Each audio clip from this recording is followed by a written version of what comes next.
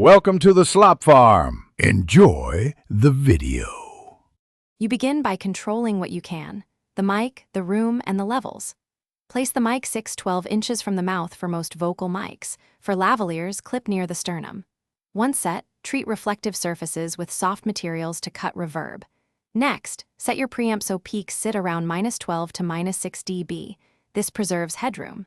Make sure your recorder or camera is set to 48K HZ and 24-bit. Higher fidelity buys, editing flexibility later.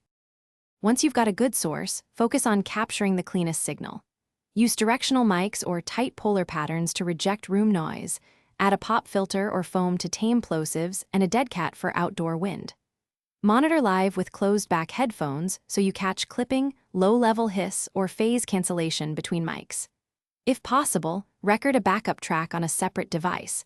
If the primary fails, you save the take. Make sure cables and connectors are secure to avoid intermittent dropouts.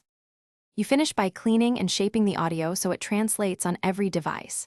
Start with a gentle high-pass filter around 80 to 120 Hz to remove rumble, then apply noise reduction sparingly. Noise gates can help during pauses. Use compression to control dynamics, followed by subtle EQ to enhance presence. Don't boost harshly.